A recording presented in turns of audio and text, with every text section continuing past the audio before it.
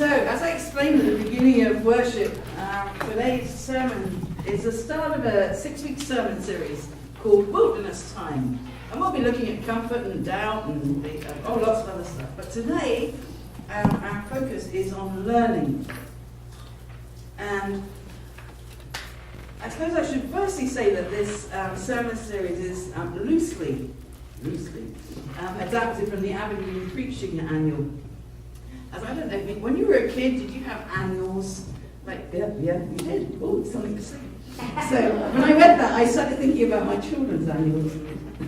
But they had this series that talked about wilderness time, and it just seemed appropriate for us this year, as we're looking at doing some amazing things, at growing and going into a new building, to stop and go into the wilderness, to really listen to what God is having us do. So that we're not just driving out there and saying, we want this, but actually we want this. But God, what is it that you want? And I was interested to read that first reading, that's why I selected that, because it gave us a glimpse of what it's like to be in one kind of wilderness, a wilderness of pain. And feeling like that when you're in that wilderness, you can't get out of it. And many of us have been in that place. And some of us are in that place right now. Whether it's a wilderness of pain, a wilderness of loneliness, whatever that wilderness is. And interestingly, we normally fight to get out of that wilderness because we don't want to be in it. We don't want to be in that place that is kind of debilitating. We would much prefer to come out of the wilderness, but sometimes we need to go through that wilderness to see what it is that God has for us and what we need to learn. And so if you are at the moment in a place of wilderness, know that we are going to be journeying with you in that place. So our reading from Mark today talks about Jesus' wilderness time. And that was immediately following his baptism and the affirmation of who he was. God saying, you are my son, you are my beloved. With you I am well pleased.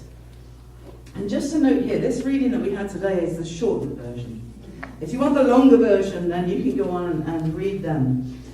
And they talk about all the things that Jesus was tempted with.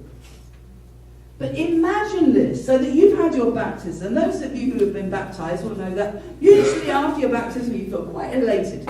And you're quite excited. And then God says, you are my son, you are my beloved. And I am pleased with you.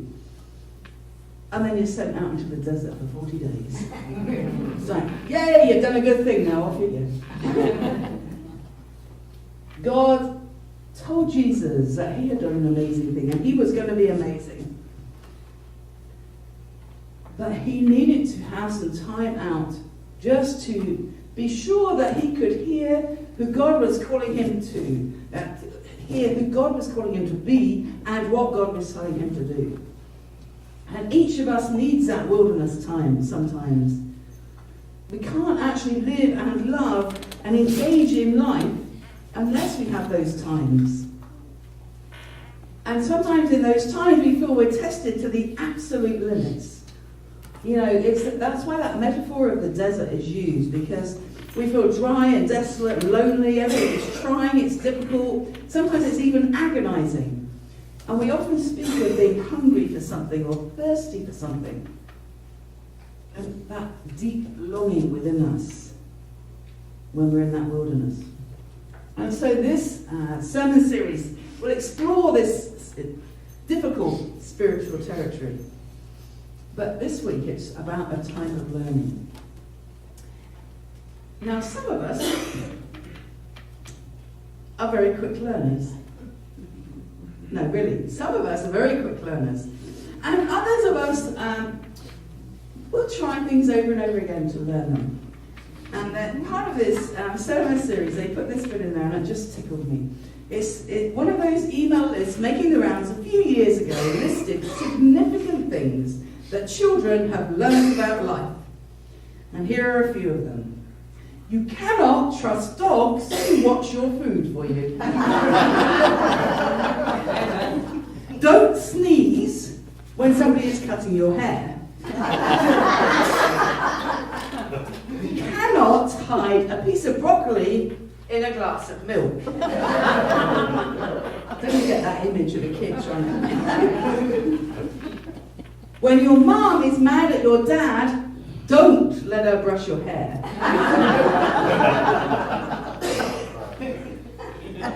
And no matter how hard you try, you cannot baptize a cat.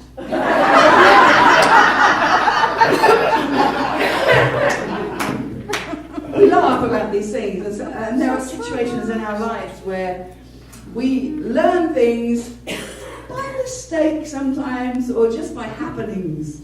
And they're called usually learning the hard way. But it's much easier to learn the easier way. And the time in the wilderness helps us with that time. Because we can learn a lot about ourselves, and we can learn a lot about what is priority and what really matters in our lives. Patrick Morley, in his book, The Man in the Mirror, relates the lack of clear sense of priority to a trip to the grocery store on an empty stomach without a shopping list. How many of you have done that? All right, so you know what it's like. You go to the store, you have, I know, I just can't go to a grocery store when I'm hungry, because I go straight for the chocolate aisle. And the poor cashier is like, oh, are you having a party? No. I'm not. Why is there so many empty wrappers in there? Because I was hungry.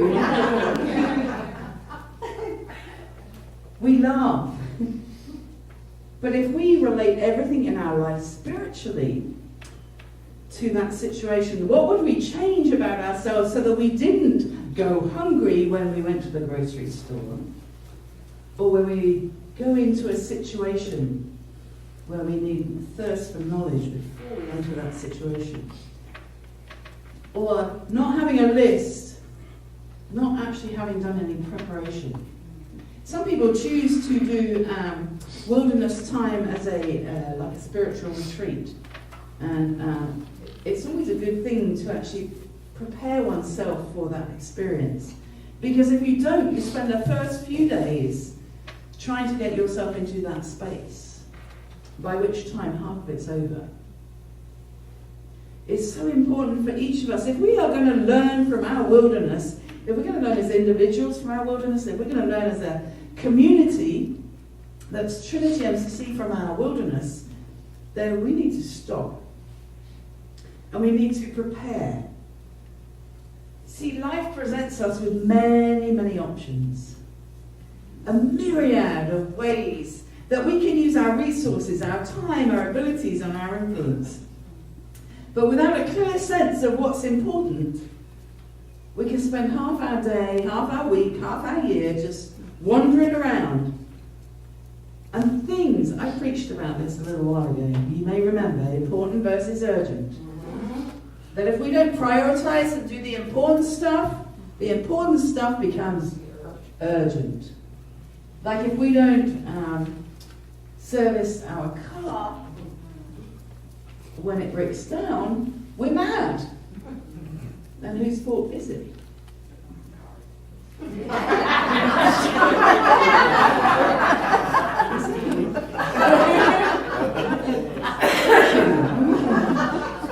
Definitely God's fault. No, it's not. It's ours. Jesus' time in the wilderness, which came just before his public ministry, was a time for him to sort out what mattered most and to be very clear about God's will for his life. Now, one would think that even Jesus would have got it straight by then. But I think this example, this story is told to us to help us in our journey. And it's not so much about Jesus, although he needed time out as well. Because you can get caught up, if you have the best of intentions in life and you want to serve God in the best of ways, you can still get caught up in whatever's going on around you. Things that are important to us become less important at certain times of our lives. And I recall some time spent with John Kemp before he died. And you know, John was a kind of an out there kind of person, and he had Lots of things were important to him, like having a Christmas tree in every single room. Yeah, we have 7 of them here. What was important to him was music, until he had his tracheotomy, and then he had his voice box removed. And then he realised that his music would, and we had to learn how to use that gift of music in a different way. Having time with him near the end of his life, he realised that having time to be able to hear his mum and be able to use his voice and to speak to his mum, and to have time holding the dogs, was much more important than any of that stuff. It would be sad for any of us to get to that place in our life where we realise what is important. So it's important for us to learn now what is important in our lives, and to really place that emphasis on those things instead of all this stuff that goes on. You know, I talk about Facebook so often, but you know, is it really important to spend 4 hours trolling through Facebook?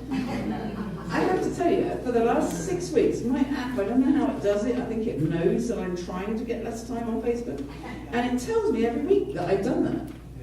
It says to me, this week you have reduced your time on Facebook by 1 hour 35 minutes. And then this week I thought I couldn't reduce it anymore, and it's reduced it by 28 minutes. And I'm like, yay. But you don't see that I'm on the computer doing it, do you? Facebook we use because it's just easy to use, but there are so many things in our lives that we could discard and really focus on the learnings that are there for us each and every day in our lives. I have a reading that I want to share with you, and we've had this reading before at church. I want to share it again. So a businessman visiting the pier on a coastal village noticed a small boat with just one fisherman pulling up at the dock. Inside the small boat were several large yellowfin tuna. And he complimented the fisherman on the fish and asked how long it took him to catch them. And he said, only a little while. So why didn't you stay out longer and catch more fish? I have enough to support my family's needs. The businessman so asked him, but what do you do with the rest of your time? And the fisherman said, I sleep late, I fish a little, I play with my children, I take a siesta with my wife, I stroll into the village every evening where I sip wine and play guitar with my friends. I have a full and busy life. And the businessman scoffed and said, I'm a Harvard MBA and I could help you. You should spend more time fishing and with the proceeds buy a bigger boat.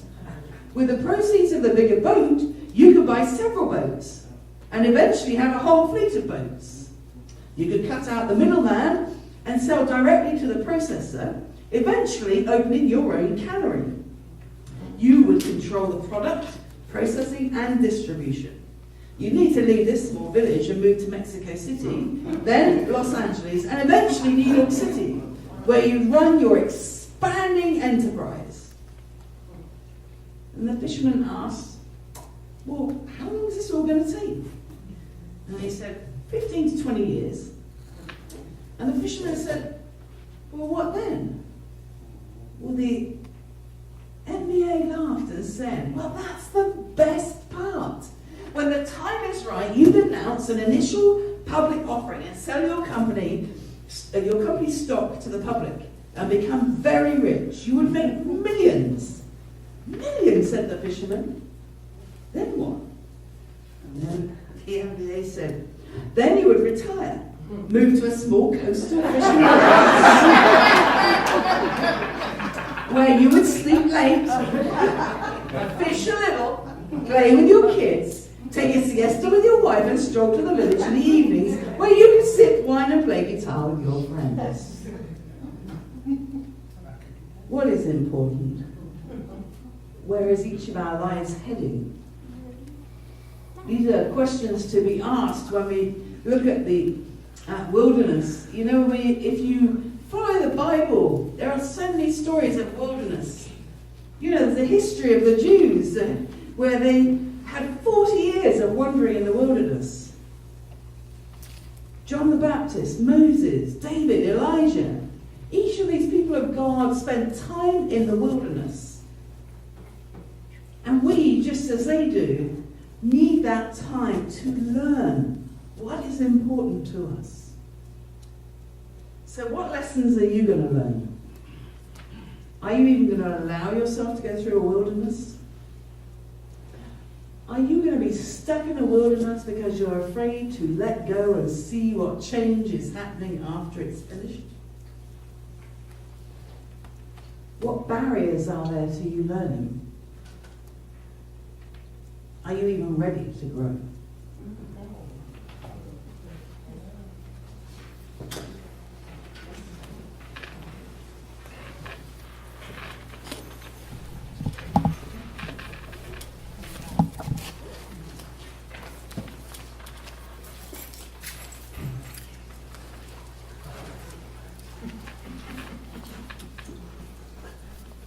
How much are we going to grow?